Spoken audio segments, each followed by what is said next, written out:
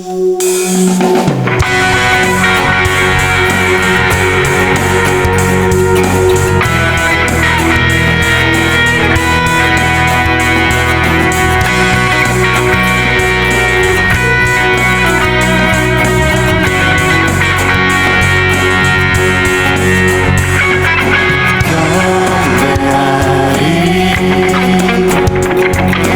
옷만 다해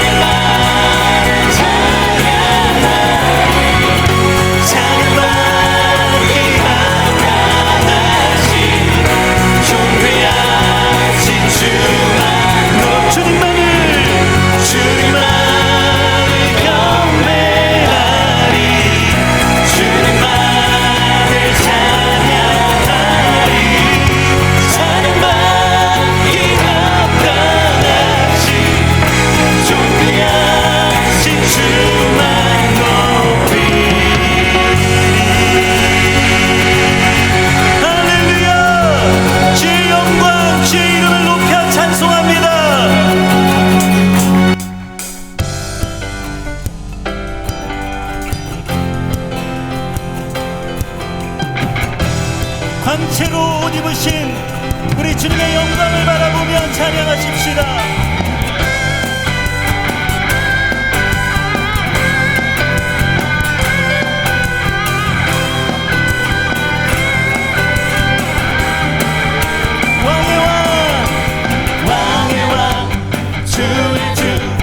하늘과 땅과 모든 것 지으신 주 영광 돌리네.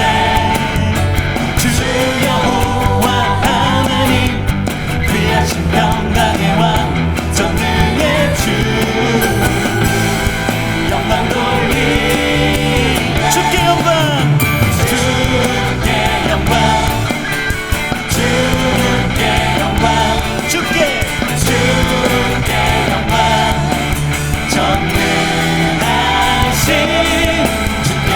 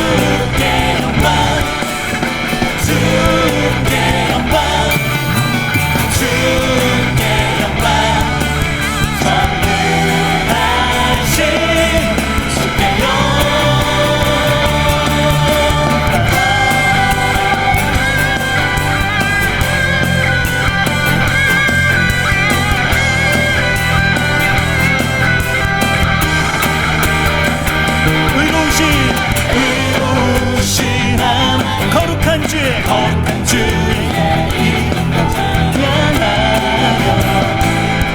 영광 돌리네. 주 하나님 통치자 주님 크신 위엄 선포하며 영광 돌리네. 주께 영광 주께 영광 주께 영광 주께 영광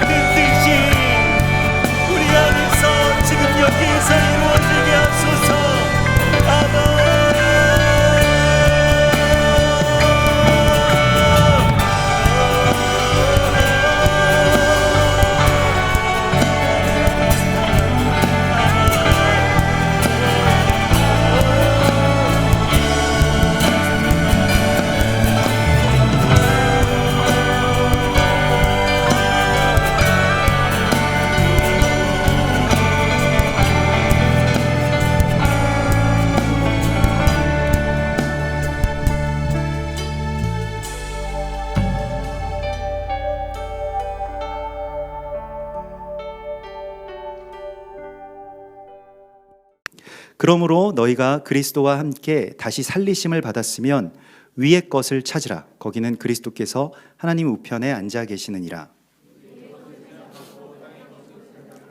이는 너희가 죽었고 너희 생명이 그리스도와 함께 하나님 안에 감추어졌음이라.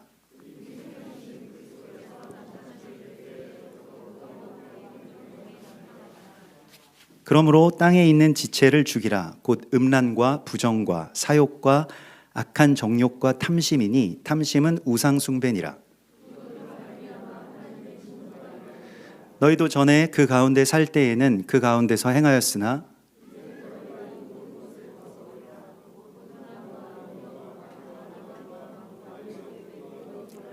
너희가 서로 거짓말을 하지 말라. 옛사람과 그 행위를 벗어버리고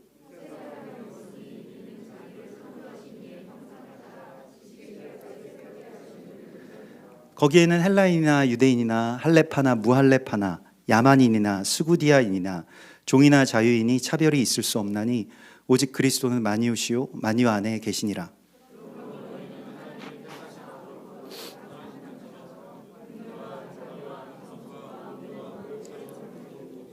누가 누구에게 불만이 있거든 서로 용납하여 피차 용서하되 주께서 너희를 용서하신 것 같이 너희도 그리하고 그리스도의 평강이 너희 마음을 주장하게 하라. 너희는 평강을 위하여 한 몸으로 부르심을 받았나니 너희는 또한 감사하는 자가 되라.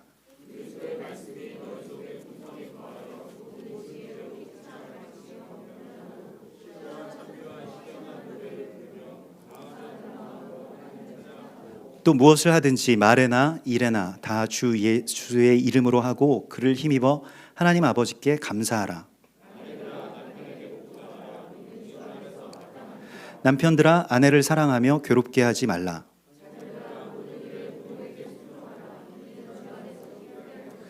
아비들아 너희 자녀를 노엽게 하지 말지니 낙심할까 함이라.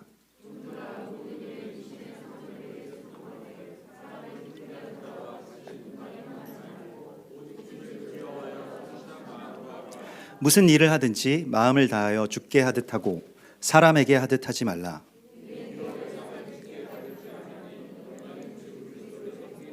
다 함께 불의를 행하는 자는 불의의 보응을 받으리니 주는 사람을 외모로 취하심이 없느니라. 아멘. 예, 오늘은 우리가 골로새서의 말씀을 보게 되는데요. 골로새서 말씀은 오늘은 좀 약간 힘든 말씀이라고 할 수가 있겠습니다. 좀 힘드실지도 모르겠는데요. 왜냐하면 우리가 이제 생각을 해야 되기 때문입니다. 생각을 하기 시작하면 이게 굉장히 힘이 들게 되거든요. 생각 없이 그냥 우리 막 이렇게 찬양하고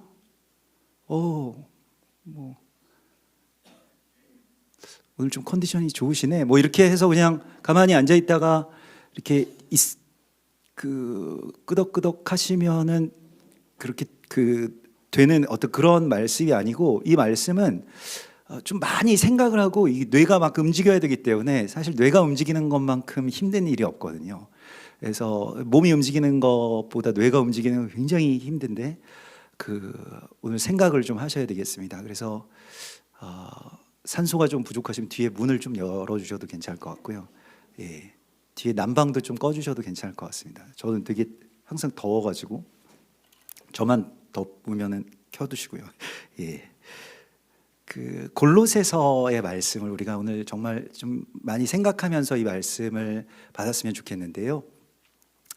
골로새서는 우리가 뭐 그냥 성경을 이렇게 앞글자를 따서 뭐 에필, 골 뭐 이렇게 하잖아요. 고전, 고후 뭐 이런 식으로 해서 골이 나오는데 말 그대로 어감이 좀 비슷해요. 골로새서의 그런 기본적인 느낌과 골이라고 하는 그 제목 자체가 좀 비슷합니다. 이게 뭐 지명의 어원은 제가 알기가 좀 어렵습니다만은 무엇과 무엇의 사이에 이렇게 골이 있잖아요. 정말로 그 골이에요. 골로새서는 이 골로새라고 하는 교회가 가지고 있는 이 문제는 완전히 양극화된 이 좌우로 양극화된 어떤 이 두 의견 사이에 교회가 끼어 있습니다. 그래서 뭐 어떻게 해야 될지, 뭐 이 사람 말 들으면 이런 것 같고 저 사람 말 들으면 저런 것 같고, 이것도 옳은 말이고 저것도 옳은 것 같은데 저 사람들 나쁜 것 같고 저 사람들도 나쁜 것 같고, 이렇게 되는 것이거든요.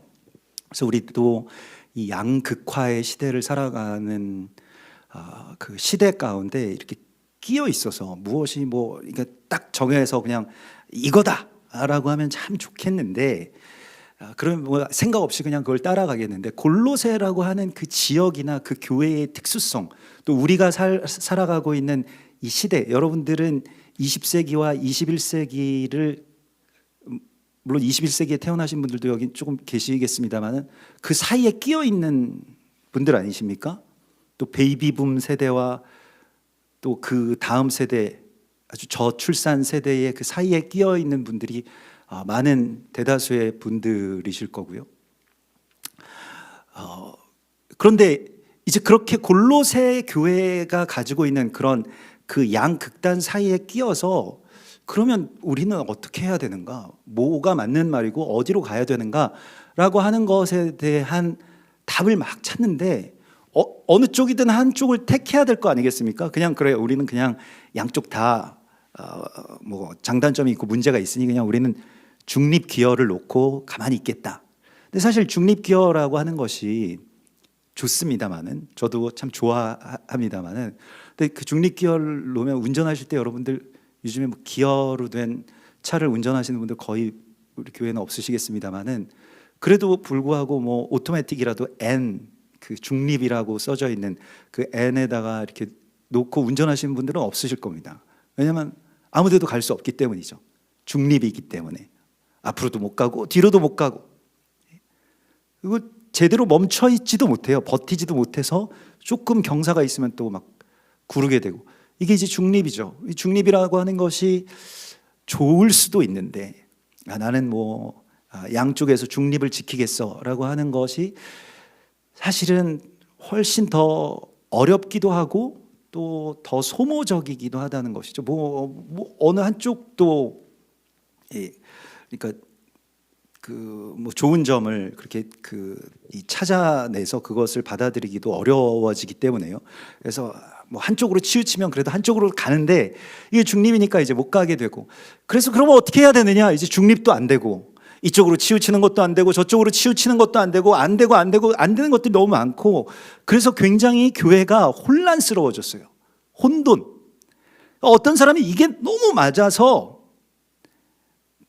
이걸 가지고 뭐 일종의 어떤 그런 그 종교화시키는, 그러니까 교리화시키는 일들이 벌어지게 됩니다. 그러니까 교회에서 하나님의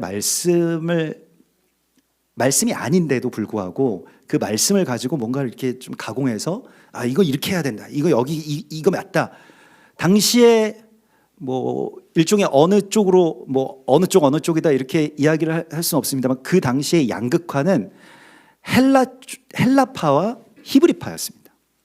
헬라파 교인들은 이 그리스 헬라, 그러니까 헬라와 이 로마의 그 제국의 어떤 그런 문화나 또 그런 어떤 풍속이나 그런 유행이나 그런 철학이나 그런 교육들에 상당히 개방적으로 다 그걸 받아들이고, 거기에서 이거 너무 좋다. 전에는 막 그냥 어렵게 살고 막 뭐 어떤 뭐 특정한 그 지주에 의해서 막 이렇게 당하면서 살았는데, 로마 황제가 조금 이렇게 물론 뭐 세금을 걷어가긴 하지만 그래도 그 전보다는 살기 좋아지고 막 도시 문화가 생기고 뭐 교육도 받고 뭐 이렇게 되는 거 아니겠습니까? 그러니까 그런 어떤 이 나라로서 제대로 나라의 국민으로서 대접도 해주고요. 로마 령에 살고 있기 때문에, 그렇기 때문에 그런 문화들을 우리가 자유롭게 받아들이자. 그런데 이제 교회, 그 골로새 교회에서는 좀 어떤 면에서 보면 보수적이고 또 그 히브리적인, 그래서 토라와 절기와 또 율법의 규례들에서 멀어지는 그런 헬라적인 것들을 교회에서 빨리 추방해야 된다, 제거해야 된다, 이거 교회의 어떤 큰 악이고 암덩어리 같은 거다라고 해서 그 사람들이 맨날 티격태격 싸운다는 겁니다.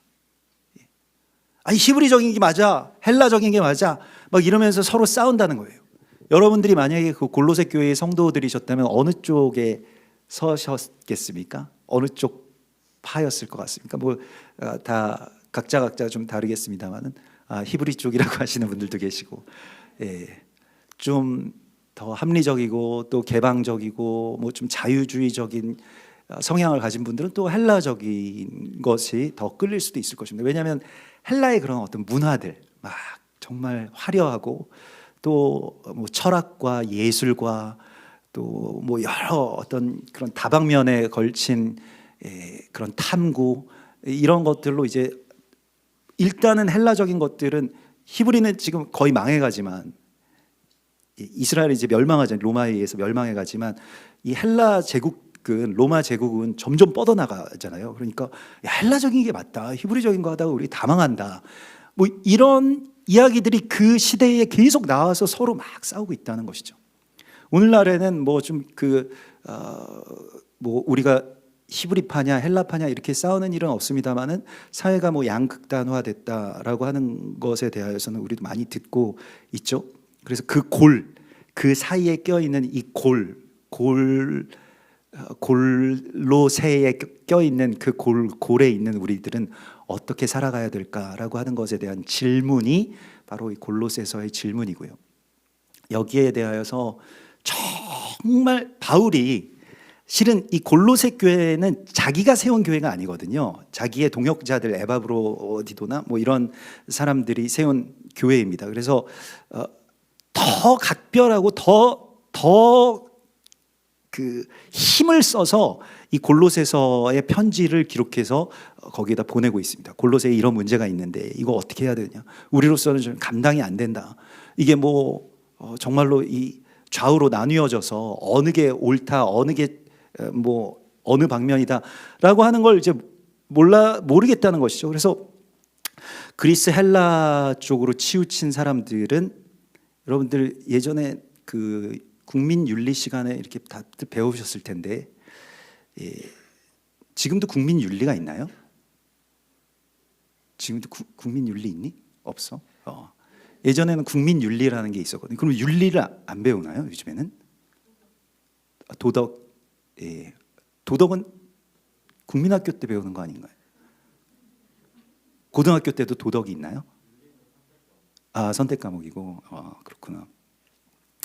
큰일 났네요. 그래서 그 윤리가 선택 과목이면, 예, 왜냐하면 이게 윤리가 굉장히 중요한 시대에 우리가 살고 있거든요. 지금 이런 다 우리가 지금 골에 껴 있기 때문에 윤리가 없이 기술 개발을 할 수가 없어요. 그러니까 지금 뭐 구글에서 그 AI 팀들 있잖아요. 뭐 자율주행이든 뭐 AI든 인공지능 하는 그 모든 팀에는 반드시 목회자나 신학자가 들어가 있습니다. 윤리학자가 들어가 있어요. 그 윤리가 없이 이걸 만들 수가 없잖아요. 뭐 자동차가 어디를 가는데 뭐 여기 어린아이가 있고 이쪽에 뭐 사람 어른 10명이 있는데 누굴 택할 거냐 뭐 이런 것들이 다 윤리적인 것들이기 때문에 윤리가 굉장히 많이 필요한데 윤리를 이제 안 배우네요. 예전에는 우리가 국민윤리 때 배웠는데, 근데 아무튼 이제 국민윤리를 좀 기억하시면서 지금 생각해 보시면 그리스, 헬라 철학 이런 거 생각하면 떠오르는 게 딱 있으시죠? 떠오르는 거 뭐 있어요? 이과라서 잘 모르시나요?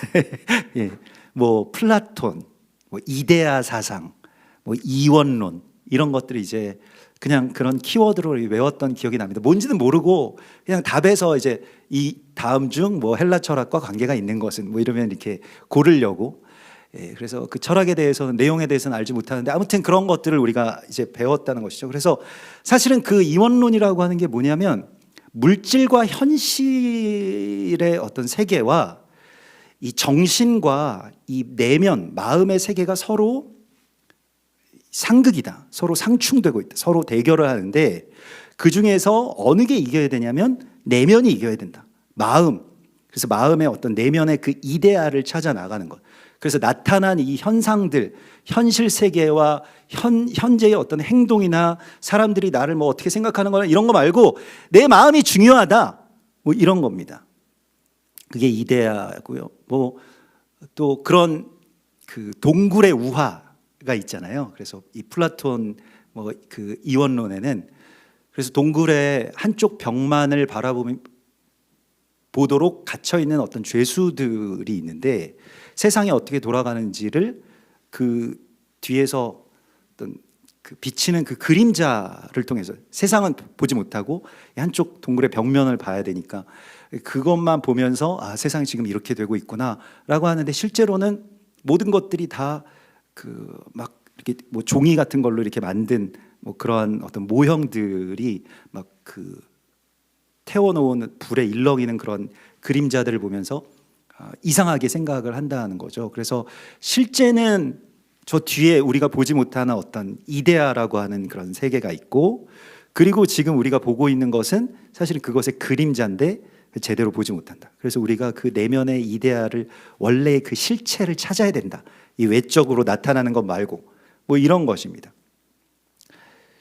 그런데 이게 이제 교회로 들어오면 우리가 국민윤리에서 여기까지 배웠는데 그게 교회로 이제 골로새 교회로 들어왔다는 것입니다. 한세사람 교회로 이게 들어왔다는 것입니다.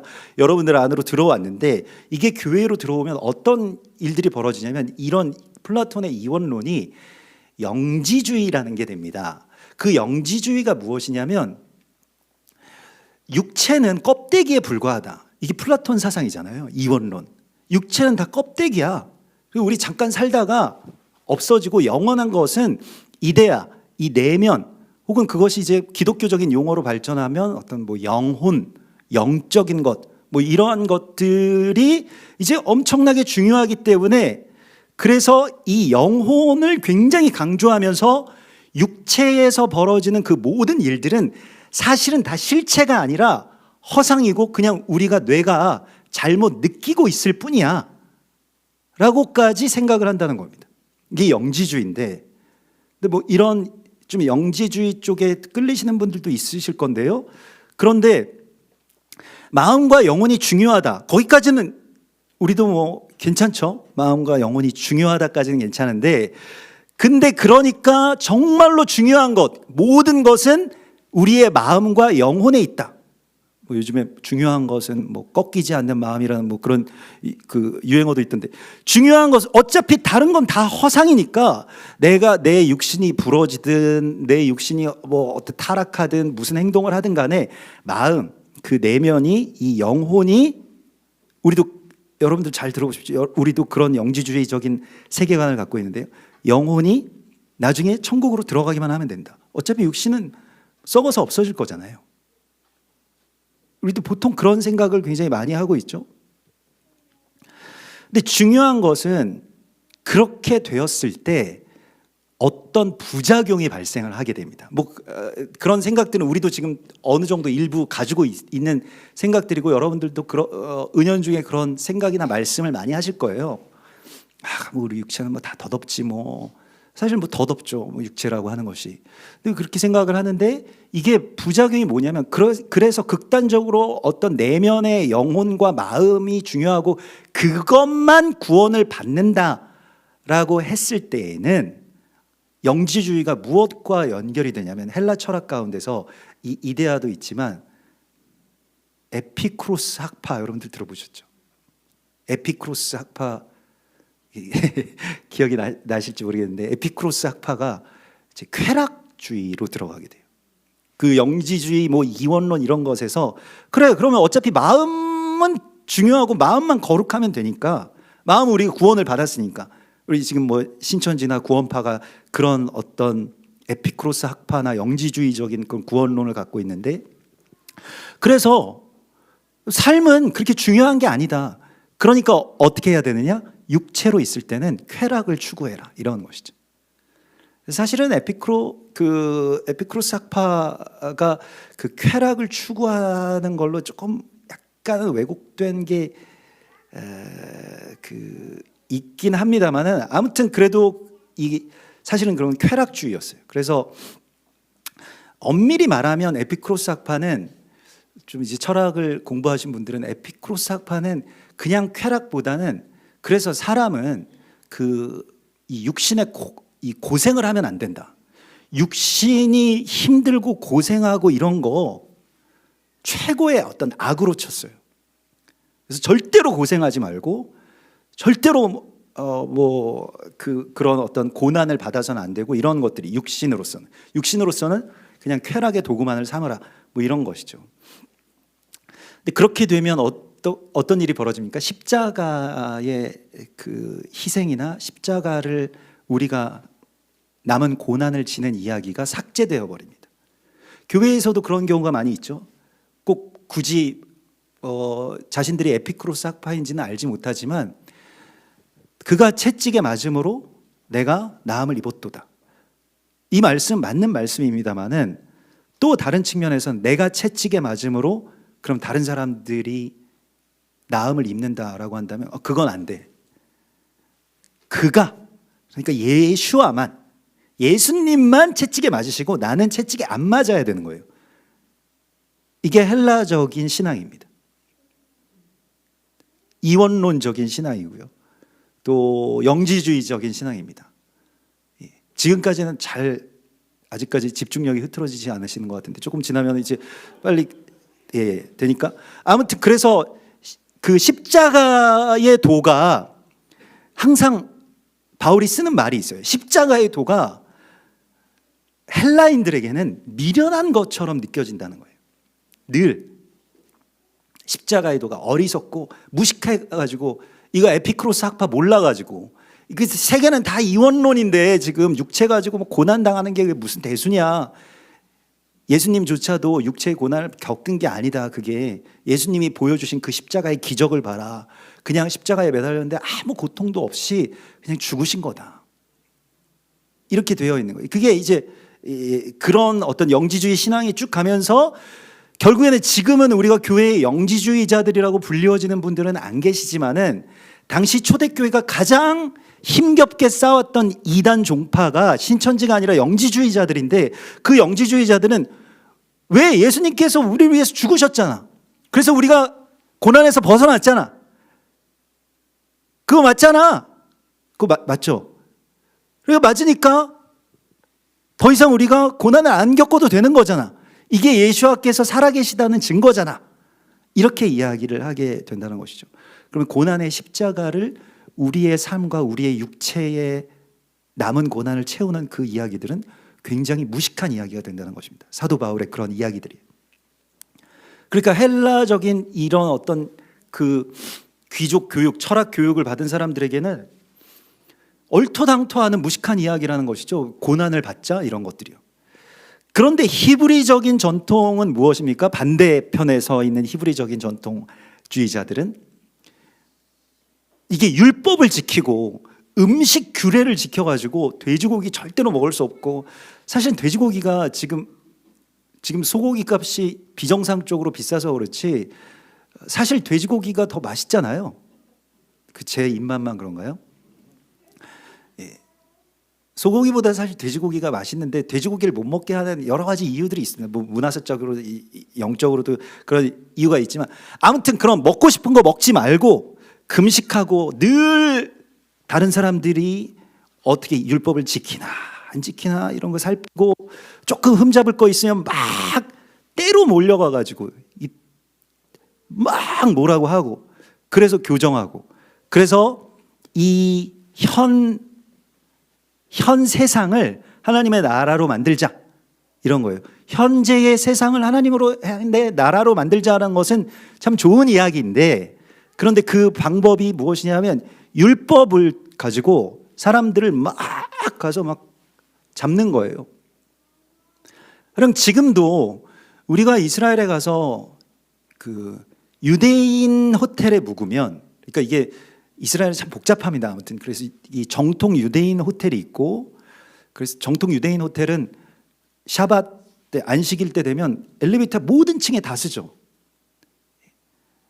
뭐 어떤 버튼이 먹지도 않아요. 다 씁니다.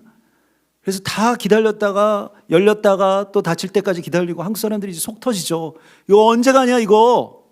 그래가지고 또 막 계단으로 막 찾아가지고 내려가는데 뭐 계단도 어딘지 모르겠고 막 식당에 가서 이제야 이제 좀 식사하겠다 해가지고 또 이렇게 주섬주섬 어디서 꺼내시잖아요. 막 고추장 뭐 신라면 이런 거 꺼내가지고 야 뜨거운 물 좀 가져와봐 막 이렇게 해서 김치 꺼내고 막 이렇게 하면 이제 또 유대인 그 호텔 랍비가 있어요. 막 수염 나고 무섭게 생긴 분이 정말 인상 쓰면서 와가지고 야 너희들 이렇게 해가지고 우리 지금 이 거룩한 식당을 다 너희가 오염시키고 있다. 그래서 여기 책임자 누구냐? 그래서 뭐 늘 책임자는 이제 저죠. 이렇게 불려가가지고 맨날 혼나고 막.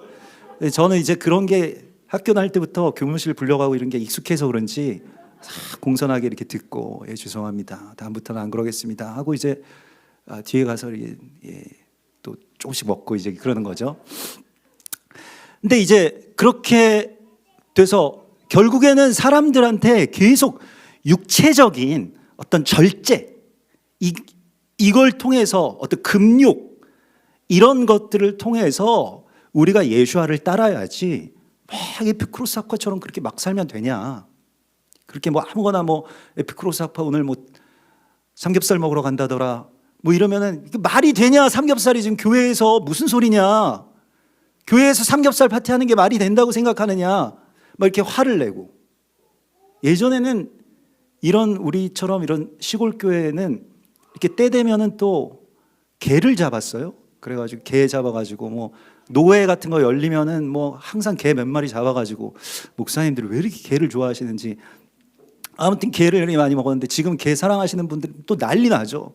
어떻게 교회에서 개를 잡아서 먹을 수 있냐고. 또 키우던 개 몇 마리가 저도 그래서 예전에 어릴 때이지만은 그 교회 마당에서 막 그 개 구워 먹는 그 목사님들이 그 이거 먹어보라고 뭐 주셨던 게 있어요. 무슨 부위인지 모르겠는데 뭐 나중에 이제 개라는 걸 알게 되고 막 억지로 토하려고 그랬는데 안 되고 뭐 그래가지고 고통스러웠던 때가 있는데 아무튼 뭐 이런 거죠. 그러니까 그런 것들을 다 절제해야 된다. 하나님 말씀 안에서 우리가 교회에서는 육체적으로 절제해야 된다, 근신해야 된다, 맞는 말씀인데 이게 에피쿠로스가 쾌락주의로 극단으로 가면은 그 반대쪽에 있는 이 히브리적인 어떤 금욕주의도 더 극단으로 갑니다.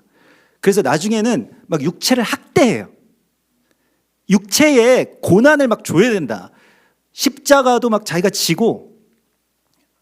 그래서 뭐 필리핀에 가면 사순절이 되면 필리핀이 이제 카톨릭인데 사순절에 가면 막 정말로 그 나무 매달아 십자가에 사람을 매달아서 못을 박더라고요.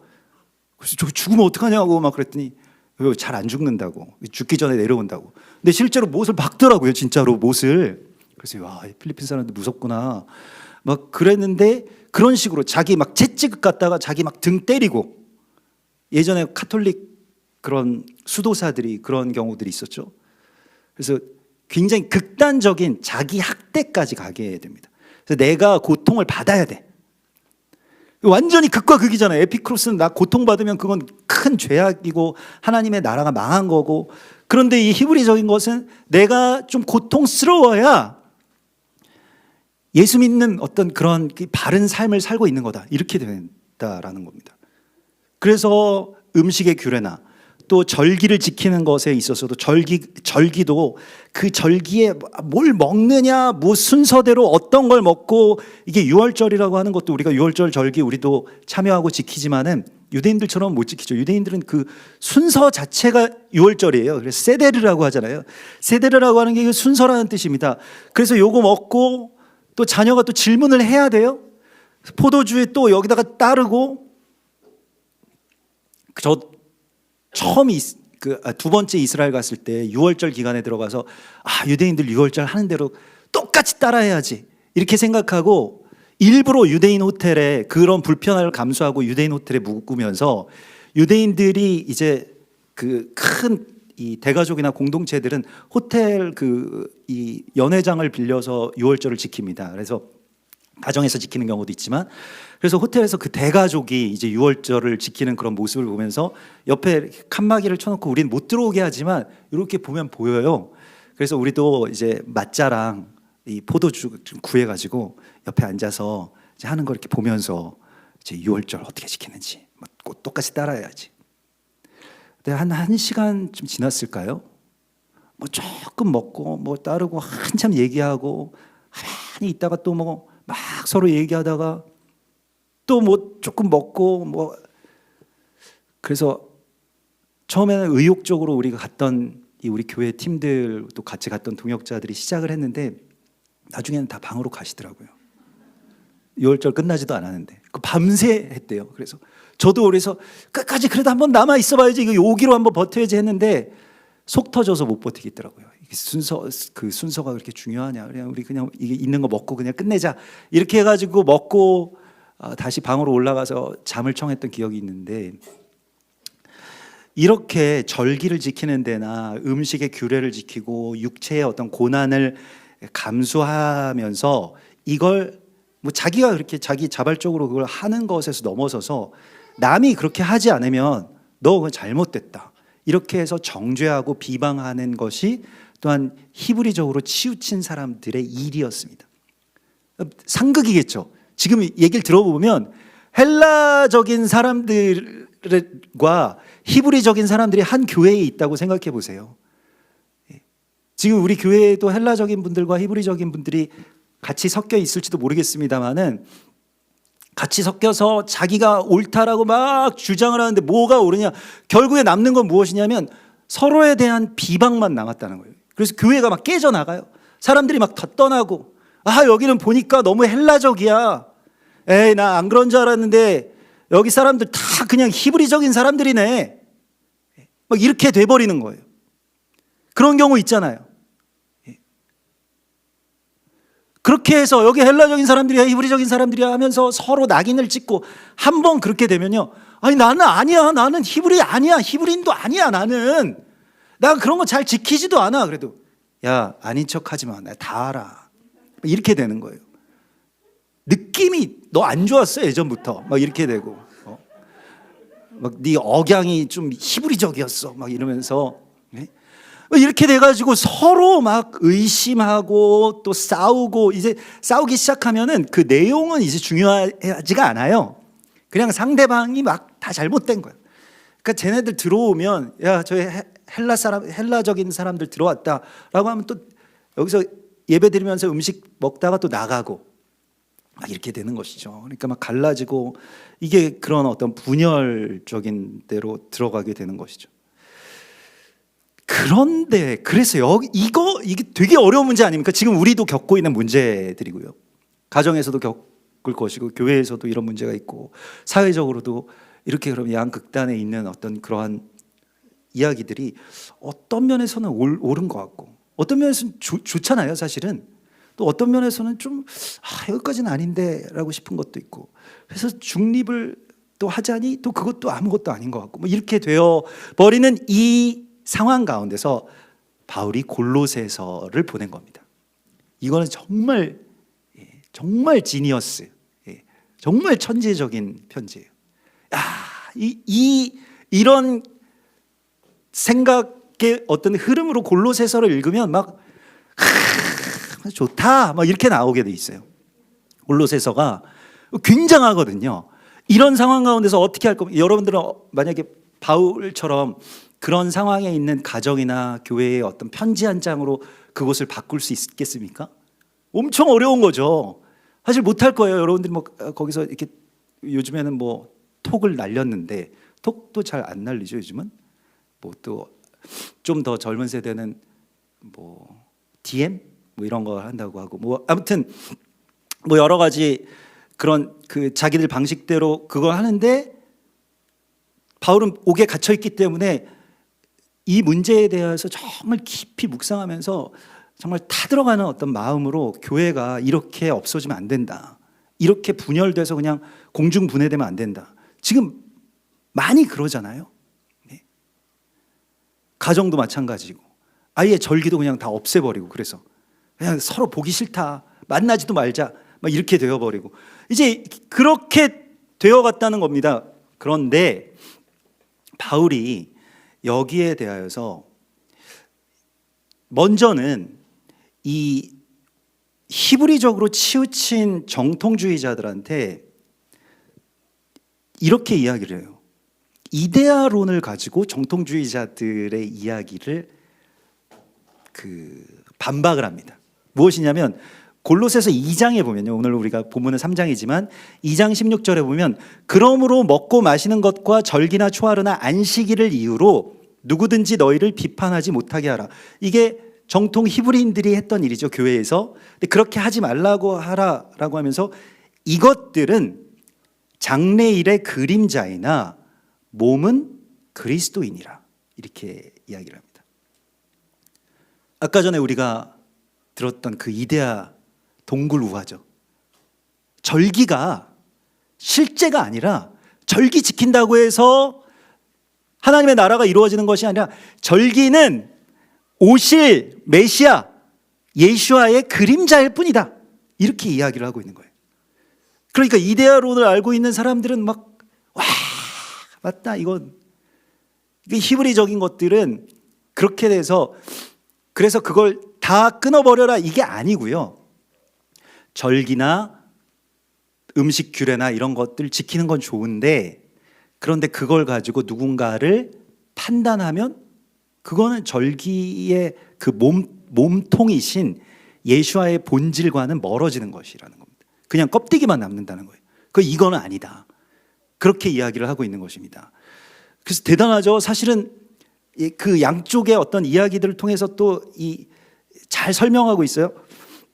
그래서 우리가 절기를 지키는 이유는 예수와가 이 땅 가운데 오실 것, 또 이전에도 오셨고 앞으로도 오실 그 예수와 그 그리스도의 실체를 더 자세하고 깊이 알고 실제의 삶 속에서 소망하기 위해서입니다. 그거 외에 절기를 이거 지키면은 우리 구원 받는 거야? 우리 히브리인 되는 거야? 하나님 백성 되는 거야? 안 되는 거거든요. 그거 지킨다고 해도 안 되거든요. 할례 받으면 우리가 정말로 히브리인 돼? 우리 구원 받을 수 있어? 안 되는 거거든요. 그러면 할례는 예수와의 십자가 사건의 그림자일 뿐이거든요. 그러니까 예수와의 십자가로 우리가 구원을 받는데 할례를 또 받을 필요가 없는 것이죠. 그러니까 그건 그림자야. 이거를 마침 플라톤이라고 하는 레슬링 잘하는 아주 덩치 좋은 어떤 철학자가 플라톤은 원래 아리스토클레스인가 그렇죠. 그 본명이 플라톤은 이제 우리말로 치면은 떡대 이런 뜻이라고 하거든요. 이렇게 어깨가 떡 벌어졌다라고 하는 그런 뜻이. 올림픽에 나가서 레슬링 금메달도 여러 번 따고 그랬다고 합니다. 그래서 집안도 굉장히 좋고 레슬링도 잘하고 그런 어떤 그 플라톤이 알려준 거예요. 사도 바울은 이걸 어릴 때부터 로마 시민권자이기 때문에 다 배웠습니다. 그래서 플라톤의 이원론을 가지고 히브리의 어떤 극단주의자들의 이야기를 반박하고 있어요. 반면에 헬라 영지주의에 대해서는 육체와 행위가 없이는 아무것도 완성되지 않는다. 그러니까 이 충만이라고 하는 개념을 가지고 와서 완전하지 못해. 물론 영혼 중요하고 마음 중요하지만 육체가 없으면 완전치 못해라고 하는 말을 합니다. 그래서 이게 골로새서 2장 8절에 보면 누가 철학과 헛된 속임수로 너희를 사로잡을까 주의하라. 이게 헬라적인 사람들이고요. 이것은 사람의 전통과 세상의 초등 학문을 따르며 야 너희 말하는 그 깊은 헬라 철학 나 초등학교 때 다 띄었어. 저도 지금 국민윤리 가지고 지금 다 띄었거든요. 그거 다 띄었어. 그거 별거 아니잖아. 초등학문이잖아. 이건 사람의 전통과 세상의 초등학문을 따르며 그리스도를 따름이 아니니라. 그리스도 안에는 어떤 일이냐면 신성의 모든 충만이 육체로 거하시고 이렇게 되어 있습니다. 그러니까 신성, 마음, 영혼 이런 것이 그리스도 안에서 어떻게 완전해질 수 있었느냐? 하늘에 계신 그 어떤 영적인 존재가 인간의 육신을 입고 그 안에 들어왔을 때 그 충만, 그 완전함을 이루었다는 거예요. 그래서 육체는 오히려 불완전하고 불필요한 요소가 아니라 육체가 있어야만 정신도 있을 수 있다는 겁니다. 육체가 있어야만 영혼도 있을 수 있다는 거예요. 담을 그릇이 없으면 영혼은 그냥 귀신이 될 뿐입니다. 그냥 어떤 관념이 될 뿐이에요. 그래서 제가 요즘에 재밌게 읽었던 책 가운데 유명한 작가죠. 김영하 작가의 작별 인사라고 하는 소설책을 읽었는데요. 소설책을 여러분들 좀 읽으셔야 됩니다. 항상 무슨 뭐 성공하는 사람들 무슨 습관 같은 것만 계속 보지 마시고 소설을 보셔야 돼요. 그래야지 더 깊이 생각을 하실 수가 있는데, 이야기를 통해서 더 많은 이야기들을 들을 수가 있는데, 그 김영하 작가의 그 작별 인사는 AI에 관한 이야기거든요. 근데 굉장히 이제 물론 뭐 아주 저 이렇게 좋은 소설이라고 생각되지는 않습니다. 그러니까 어떤 문학적으로나 내용적으로 뭐 막 뭐 아주 대단하다 이런 건 아니지만, AI 시대가 돼서 나중에 사람들이 육체가 되게 거추장스럽고, 육체는 계속 병들잖아요. 아프잖아요. 육체가 거추장스러우니까 결국에 어떻게 하냐면 뇌를 백업시킨다는 말 많이 들어보셨죠? 그래서 뇌의 모든 기억이나 어떤 감각이나 이런 거를 백업을 시키고 육체가 없어도 살 수 있는 어떤 그 존재할 수 있는 길을 만들어 놓습니다. 근데 그렇게 되니까 어떤 일이 벌어져요? 그런 어떤 백업된 데이터인 내가 있고, 그런 사람이 있고, 또 사람이 만든 AI가 있잖아요. 인공지능. 인공지능도 똑같거든요. 아무 차이가 없거든요. 인공지능도 스스로 생각하고 사유하고 또 고민하고 또 어려워하고 이런 여러 가지 것들을 뭐 인간처럼 하도록 프로그래밍된 어떤 인공지능의 이야기예요. 서로 그런 질문들을 던지는 겁니다. 그래서 인간은 결국에는 어떻게 되느냐, 나중에 그 백업된 데이터로 남아있다가 결국에 그것도 그냥 AI들에 의해서 다 삭제당하고 어떤 신선과도 같은 어떤 관념이 되어버렸다. 그래서 인간의 어떤 육체들은 지구상에서 다 사라져버리고 말았다.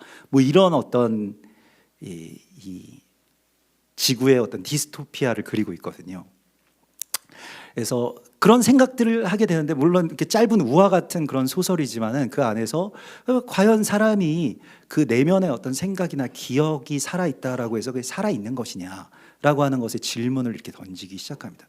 그래서 그 백업된 그 데이터인 내가 또 뭐 어떤 이 사이보그 고양이에게 막 이렇게 업로드 되기도 하고요. 그래서 고양이로 살아보는 것도 꽤 괜찮은 일이군. 뭐 이렇게 뭐 이런 소설이에요. 근데 그러면 이제 그런 뭐 많은 소설들이 또 뭐 동양철학도 들어가고 뭐 다 그러겠습니다만은, 골로새서에서는 그런 것은 세상의 초등학문에 다 있는 것들이고, 사실 육체가 실제로는 굉장히 중요한 거라고 하는 것을 말씀하십니다.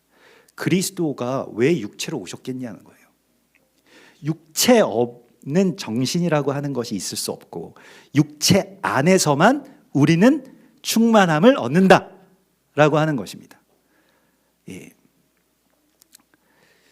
자, 여기까지가 이제 배경이에요. 그래서 이게 참 이 양극단의 이야기가, 이게 뒤에 생각할 게 너무 많아가지고요. 사실은 우리가 좀 이렇게 선선할 때 이렇게 공기 좋은 곳에서 이 말씀을 좀 깊이 생각해 봐야 되는데, 그래서 이제는 짧게 그 다음에 그러면 이런 사이에서 바울이 그래서 어떻게 하고 있느냐, 양쪽을 비판만 하면 그냥 정말 요즘 표현으로 모두 까기가 되는 거죠. 뭐 다 그냥 다 까고, 이쪽도 까고 저쪽도 까고, 너희 다 잘못됐어, 다 그냥 없어져야 돼, 다 죽어야 돼, 뭐 이렇게 되면 다 공멸이잖아요. 양쪽 모두 비판만 한다라고 하면 이거는 말씀이 아니죠. 간혹 그런 분들이 있습니다. 양쪽 모두 비판하면 되게 이렇게 좀 있어 보이고 괜찮은 사람 아니야? 뭐 이렇게 생각을 할 수도 있는데, 그건 굉장히 정말 무례한 거죠. 그럼 뭐 대안이 없잖아요.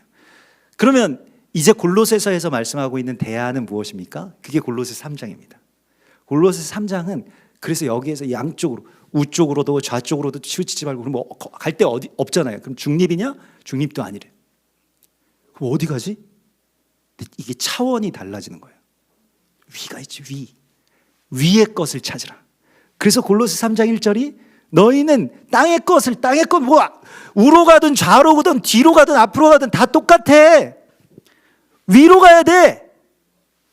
그래서 이 차원을, 이 평면의 시대에 살고 있던 그 골로새 교회에게 너희는 골이야, 골.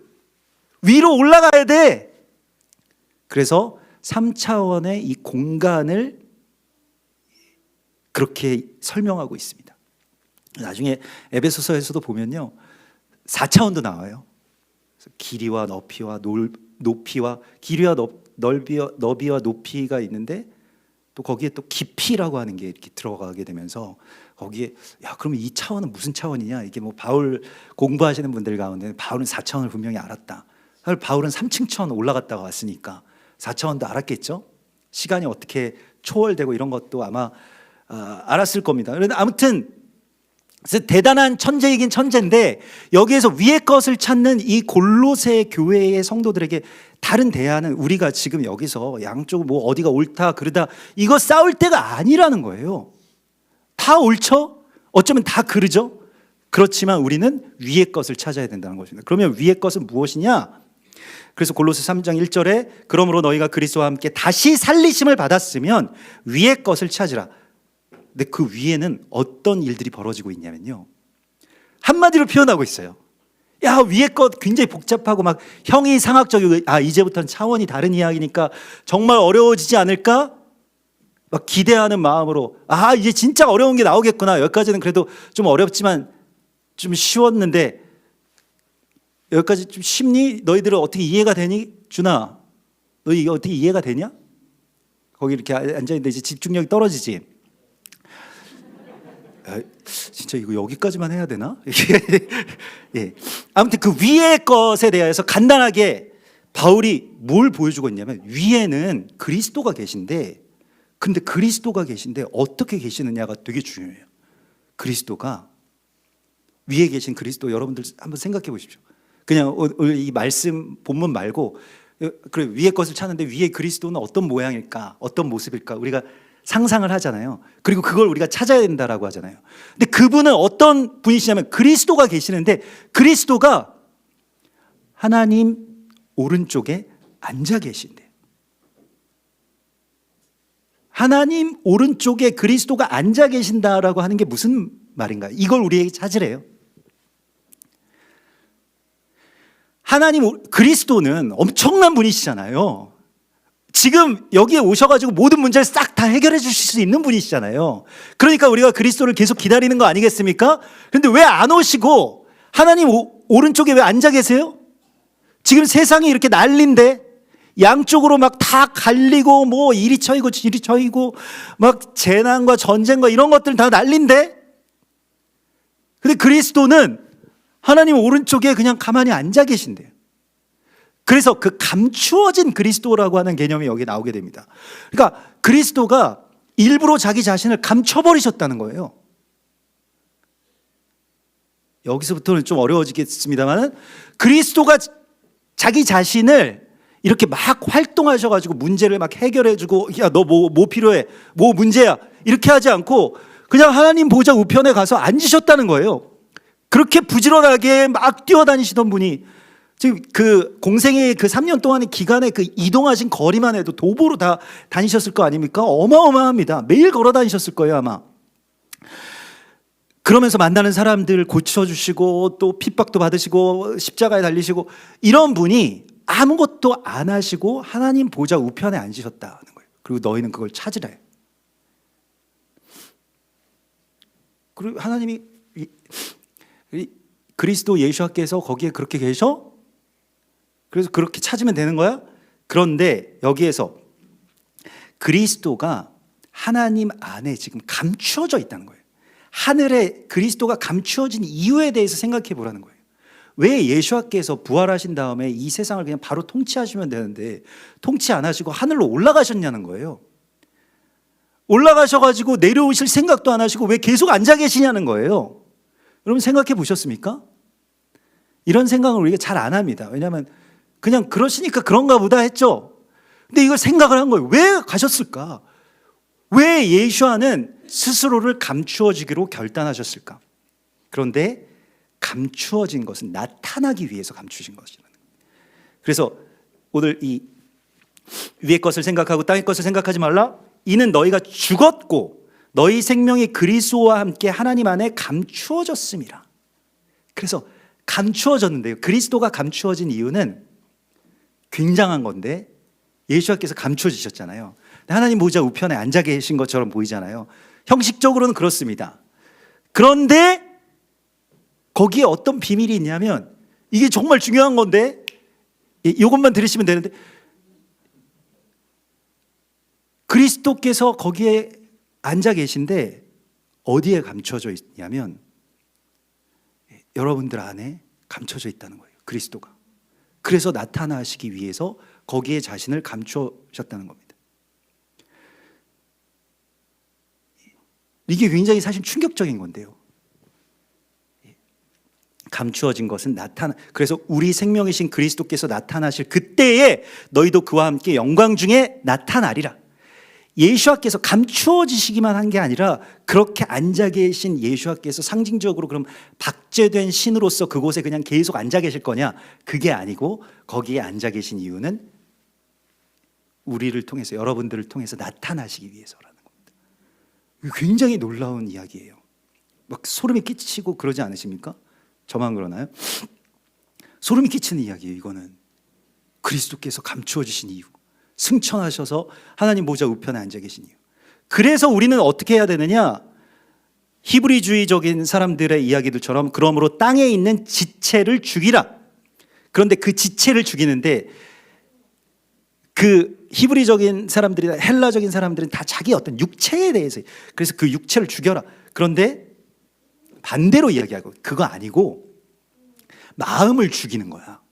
마음이 중요하다고 했는데 헬라 철학에서는 아니, 몸이 중요하니까 일단 마음은 죽이자. 그래서 나의 안에 있는 어떤 탐심이라고 하는 것을, 정욕이라고 하는 것을 죽이라. 그 내면에 있어서는 죽이라고 이야기를 하고요. 그래서 탐심, 욕망이라고 하는 그 내면의 욕구가 삶의 동력이 되지 않게끔 하라는 겁니다. 그러면 내면을 죽이게 되면 어떻게 되냐면 그냥 거기에 없어지는 무의 세계가 있는 것이 아니라 예수와의 마음이 내게 채워지는 것이죠. 그러니까 이제는 내가 내면 수련을 할 필요가 없는 거예요. 예수와의 마음을 내가 받아들이고 그 이전에 있는 것은 죽으면 되는 것이니까. 이론적으로는 굉장히 간단하지만 실제로는 어려울 수도 있겠습니다만 이것은 여러분들에게 주신 하나님의 권세입니다. 그래서 내 내면의 어떤 판단이나 정죄나 내가 막 누굴 뭐 욕하고 싶고 너 이렇게 살면 안 돼라고 말하고 싶은 그 모든 것들이 예수와의 권세로 말미암아서 예수와께서 힘을 주시거든요. 그래서 그걸 우리를 죽여주신다는 거예요. 아주 그냥 죽여줘요, 아시죠? 아주 그냥 죽여주신다는 거예요, 주님께서. 그래서 내가 그런 막 생각들이 올라오는데 이제는 그럴 필요가 없는 거예요. 남을 막 험담하거나 너 왜 그러냐 이런 말을 하지 않아도 되는 사람이 된다는 거예요. 굉장한 일이죠. 그래서 그렇게 하고 외면적인 것은 어떻게 해야 될까요? 외면적인 것은 옷을 갈아입어야 돼요. 새 옷을 입어라 이렇게 말씀. 옷을 그냥 벗어버리라 이것이 아니라 새 옷을 입어라. 그래서 새 옷을 입는 것으로, 외면적인 것으로 어떻게 되냐면 이 성경 안에서는 헬라적인 생각과는 좀 반대로 외면적인 것이 마음을 바꿀 수 있다는 거예요. 이게 굉장한 것이요.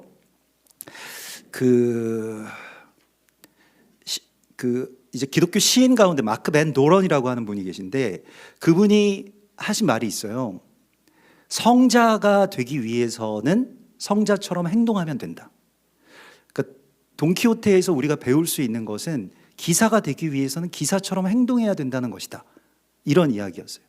그래서 우리가 사실은 우리의 어떤 믿음이나 신앙이 잘 연결어가지고 행동으로 나오는 거라고 생각을 했는데 그게 아니고 반대라는 거예요. 무엇이냐면 행동이 많은 경우에 이 행동이 내면을 변화시킨다는 겁니다. 그렇게 살기 시작하면 된다는 거예요. 그렇게 예배하기 시작하면 된다는 겁니다. 이렇게 기뻐야지 뭐 손을 들고 뭐 일어나고 찬양하고 춤추고 뛰고 그러지. 아니요. 여러분들 한 번만 해보시면 알 수 있는데 예배 드리실 때 한번 뛰어보세요. 와, 뛰어보세요. 그러면 기쁘거든요. 그런 게 어디 있어? 그런 게 있다니까요. 그래서 외면적인 것들이 내면을 바꾸도록 하라. 새 옷을 입어라. 그런데 그 새 옷은 정말 신상인데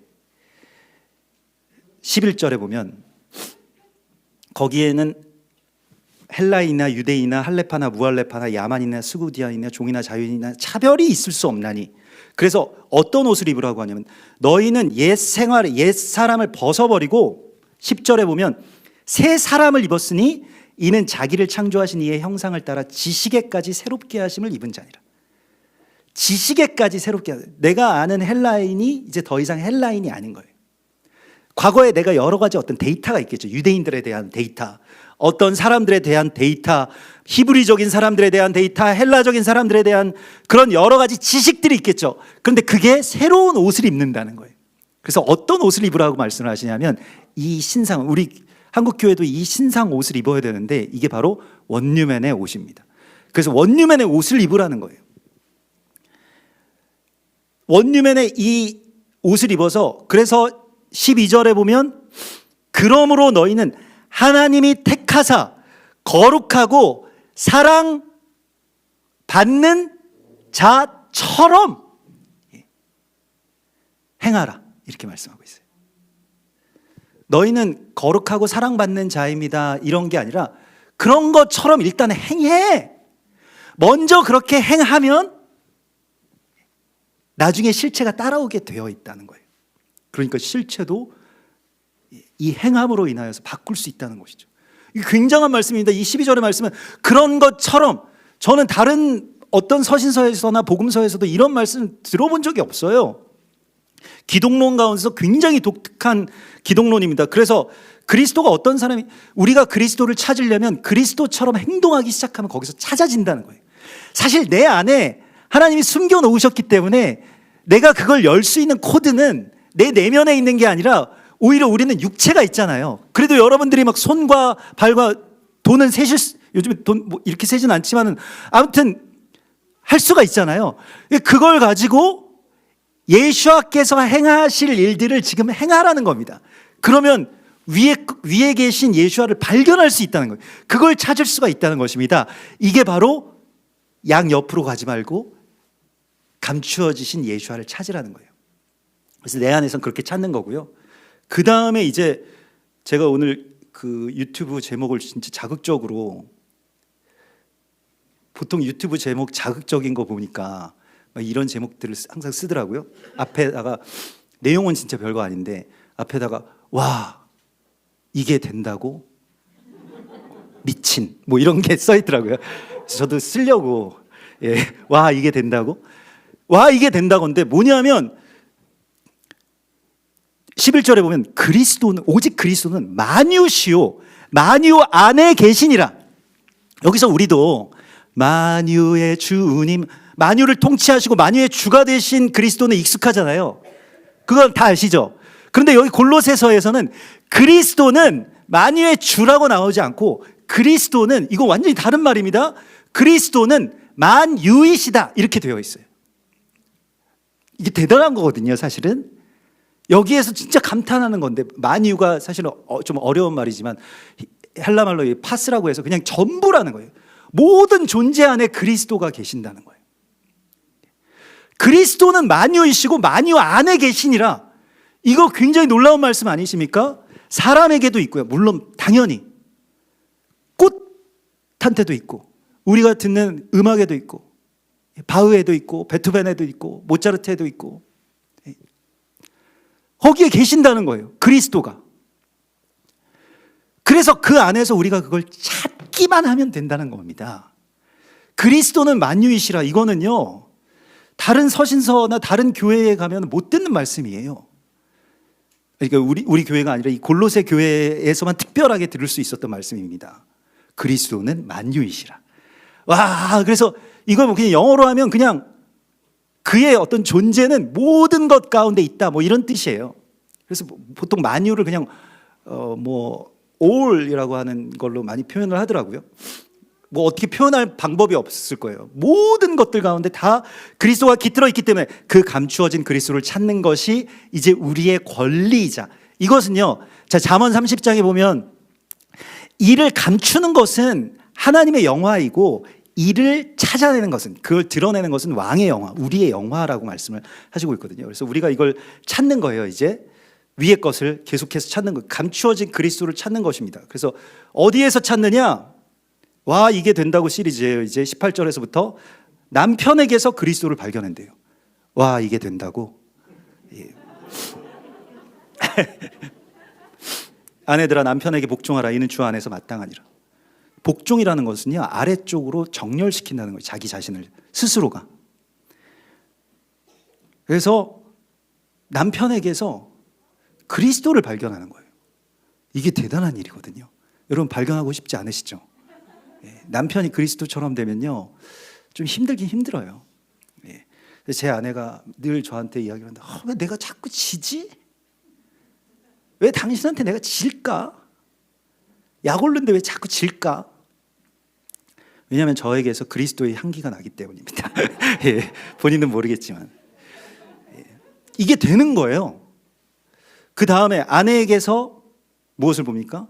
십자가의 예수아를 봅니다. 아내에게서는요. 그냥 예수아도 아니고요. 남편에게서는 그냥 뭐 예수아, 우리가 거룩하신 예수아를 보는데, 아내에게서는 남편들아 아내를 사랑하며 괴롭게 하지 말라. 이 아내의 괴로움에 대하여서 이것이 그리스도의 어떤 십자가의 고난과 연결시키면서 그 아내의 그 고통이 그리스도 예수께서 겪으시는 그 고통과 같다라고 하는 것에 대하여서 생각하라는 거예요. 우리가 다시 그것을 못 박을 수는 없는 것이잖아요. 그리고 부모님께 순종하는 것은 하나님께 기쁨이 된다라고 이야기를 하고 있어요. 자녀들아 부모에게 순종하라. 이는 주 안에서 하나님을 기쁘게 하시는 일이라. 순종이라고 하는 말을요, 휘포아쿠오라고 하는데, 휘포아쿠오는 주의 깊게 듣는다는 뜻입니다. 그래서 내가 잘 들을 생각으로 듣는다는 거예요. 그냥 그래서 잘 들어주는 것에서부터 시작된다는 것입니다. 묻고. 그리고 21절에 자녀 아비들아 너희 자녀를 노엽게 하지 말지니 낙심할까 함이라. 그래서 누굴 노여워하시게 한다라고 하는 건 하나님에 대해서 하나님의 노여움을 산다 뭐 이런 거잖아요. 근데 자녀들이 그 정도라는 거예요. 자녀들을 노엽게 하지 말라는 거예요. 자녀들한테 막대하시는 분들이 있으시죠. 편하잖아요. 자녀들은 아기 때부터 받고 야 내가 네 기저귀 다 갈아줬어 뭐 이러잖아요. 그 우리 자녀들이잖아요. 그러니까 제일 사실은 막말을 하기가 쉽거든요. 그런데 그분들한테 정말 예의를 갖추어서 그분들이 노여워하시지 않도록 많이 애를 쓰라는 거예요. 이건 하나님을 경외하는 것과 연결이 됩니다. 하나님께 두렵고 떨리는 마음으로 우리가 나가잖아요. 자녀들에게는 그러십니까? 못 그러죠. 자녀들에게 두렵고 떨리는 마음이 있어야 됩니다. 그렇다고 막 우리 아들 무서워서 막 죽겠어 막 우리 딸 진짜 집에 안 왔으면 좋겠어 막 피해 다니시고 그런 거 말고요. 정말로 경외하는 마음으로. 그래서 그들이 낙심할까? 여기서 낙심이라고 번역된 말도요. 경노예요. 사실은 경노. 그러니까 그분들이 노엽게 돼서 막 화를 내는 것만큼은 피해야 된다는 겁니다. 이게 막아져야만 이 좋은 관계가 훨씬 더 중요하다는 거예요. 얘가 지금 뭘 아침에 일찍 일어나고 뭘 더 하고 덜 하고 성적이 올라가고 떨어지고 뭐 게임을 하니 안 하니 뭐 어디 가서 뭘 하니 안 하니 그런 게 중요한 게 아니고요. 그거는 우리가 어떻게 관여할 수 있는 게 아니에요. 성령께서 계속 옆에서 같이 있으셔서 그 보호해 주시는 수밖에 없습니다. 여러분들 계속 따라다니실 수 있으세요? 언제까지 사실 건데요? 그래서 계속 자녀들을 지키실 수 있습니까? 자녀들을 성령님께 맡기고, 다만 우리는 자녀들에게 정말 존중하는 것, 이게 우리가 그 안에서 그리스도를, 하나님을 발견하는 것이라는 거예요. 자녀들에게 두렵고 떨리는 마음을 회복하는 것이 예배입니다. 우리 그래서 잘 모셔야 돼요. 저도 저희 아이들을 잘 모셔야 된다고 생각을 하지만 또 어떨 때는 너무 편해져가지고 그러냐 막 이렇게 해가지고 또 좀 편하게 이야기할 때도 있는데, 혹시 자존심을 상하게 하진 않았을까 이런 것들을. 사실은 엄마 친구 아들이라고 하는 그 용어가 괜히 생긴 게 아니잖아요. 나는 그럴 생각은 없었지만, 야 근데 우리 아빠 친구 아들은 뭐 이렇게 한다더라, 뭐 어디 가가지고 뭐 한다더라. 그러면 상대적으로 굉장히 막 위축되고 또 뭔가 이렇게 괴로워지는 것이죠. 그래서 이런 어떤 열등감이나 비교 이런 것들을 건드리지 말아야 됩니다. 자녀들에게 있어서 특별히요. 그리고 마지막으로 직장 상사에게서 하나님을 만나는 겁니다. 결국에는 이제 직장에 가가지고 하나님께 하듯이 하는 그 종들이, 지금보다 근무 환경이 훨씬 더 열악하고 급여는 굉장히 작았습니다. 최저 시급에도 미치지 못하는 그 종들이 이제 그 상전들에게 가서 죽게 하듯 하라. 와, 이게 된다고. 그래서 이게 된다는 겁니다. 그래서 이거를 하는 것이 우리가 새 옷을 입고 그리스도를, 곳곳에 계신, 만유에 계신, 누구에게나 계신 그리스도를 찾아내는 거예요. 거룩한 사람에게서, 예수와를 닮은 분들에게서 찾는 게 아니라 정말 우리 남편처럼 너무 부족함을 내가 너무 잘 알고, 우리 아이들처럼 그 연약함과 또 부족함을 너무나도 잘 알지만 내가 그걸 찾아주는 자가 되는 것이라는 겁니다. 우리가 이걸 해야지 어느 게 옳다, 어느 거 틀리다 이거 할 때가 아니라는 거예요. 그래서 너희는 위의 것을 찾는 자가 되라. 주님께서 우리를 그렇게 부르시고 여러분들을 그렇게 보내셨다라고 말씀을 하십니다. 같이 기도하겠습니다. 주님 감사합니다. 우리들 만유에 임하여 계신 우리 구주 예수아를 찾아낼 수 있는 능력을 허락하여 주시옵소서. 나의 판단으로, 나의 비방으로 가리워진 주님이 이제는 내가 죽고 주님의 마음과 주님의 눈이 열리게 됨으로써 주님을 찾아낼 수 있도록 인도하여 주시옵소서. 우리의 배우자에게서 주님을 만나게 하여 주시고, 또 우리의 자녀들을 정말로 주님을 경외하듯이 존중하게 하여 주시고, 또 우리의 부모님을, 또 우리의 일터에 있는 만나는 모든 사람들에게 죽게 하듯이 할 수 있는 위의 것을 찾는 주의 사람들 되게 하여 주시옵소서. 거룩하신 예수와 메시아의 이름으로 감사하며 기도드리옵나이다. 아멘. 우리 주님이 부르신 곳 이 찬양 드리시고 축도함으로 예배를 마치겠습니다.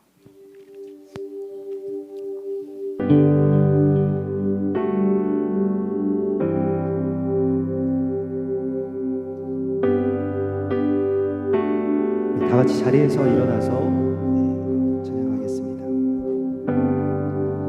주님이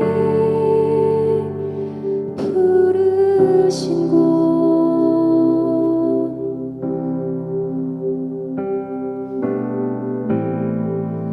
그곳에서 예배합니다.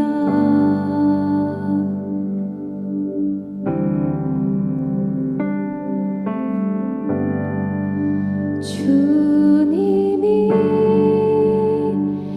이끄신 곳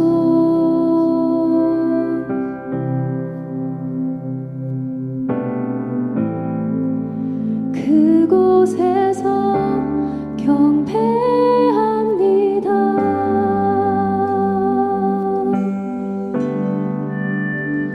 주님이 기뻐하시는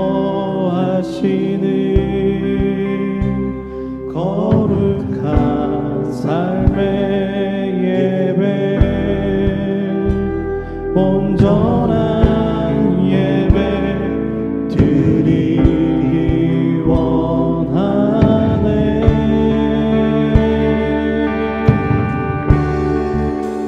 이 세상을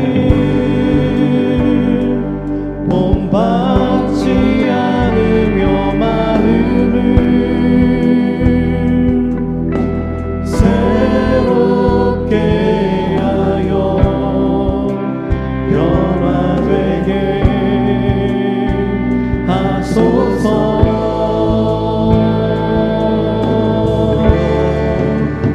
하나님의 선하시고 기뻐하시는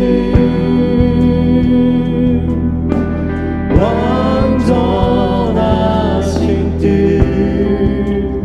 무엇인지 알게 하소서. 주님이 부르신 곳, 주님이 부르신 곳, 주님 우리의 삶의 자리에서 예배가 드려지게 하소서. 그곳에서 예배합니다. 주님이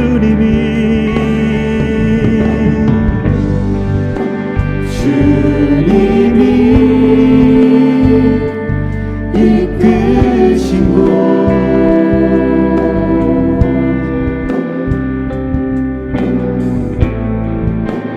그곳에서 경배합니다.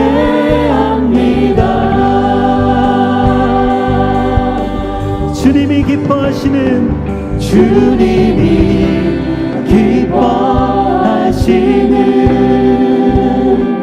거룩한 삶의 예배 온전한 예배 드리기 원하네.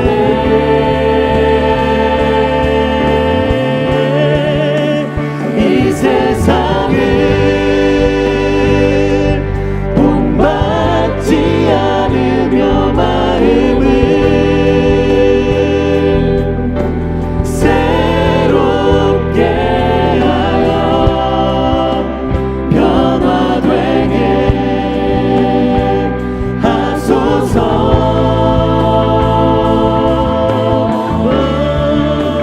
하나님의 선하시고 기뻐하시는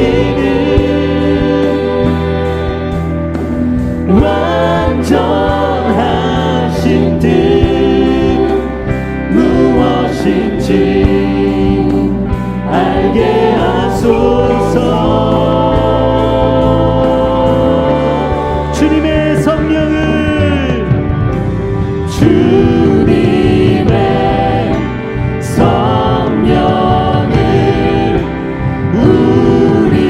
우리에게 부으사 주님의 온전한 뜻 이루게 하소서. 주님의 성령을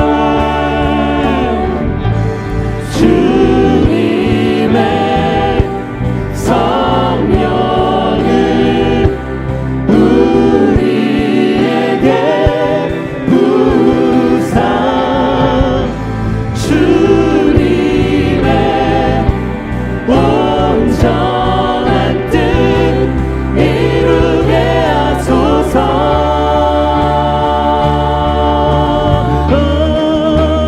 이 세상을 본받지 않으며 마음을 새롭게 하여 변화되게 하소서. 하나님의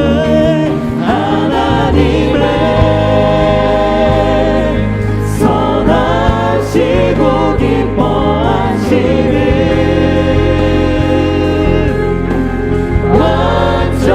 완전하신 뜻 무엇인지 알게 하소서. 하나님, 이 세상을 본받지 않으며 이 세상을 본받지 않으며 세상을 이기는 믿음을 주소서. 새롭게 새 옷을 입혀주소서. 주님 변화되게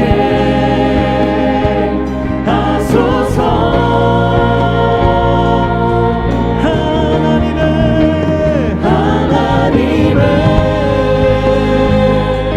선하시고 기뻐하시는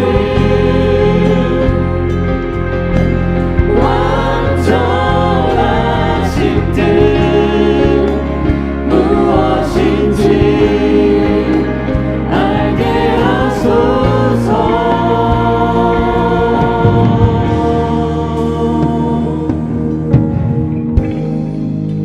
주님이 부르신 곳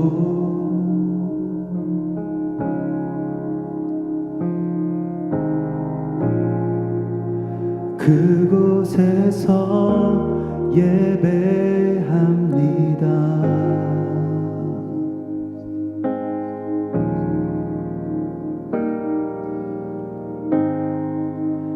주님이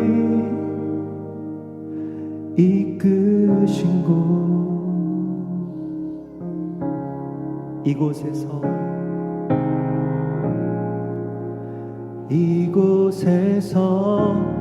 경배합니다.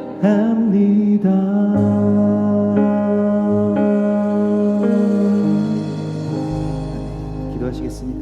이제는 우리 주 예수와 메시아의 구속의 은혜와 아버지 하나님의 크신 사랑하심과 성령님의 교통하심이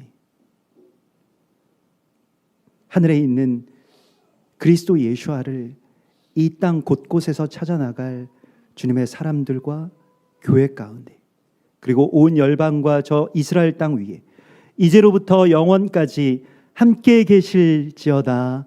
아멘.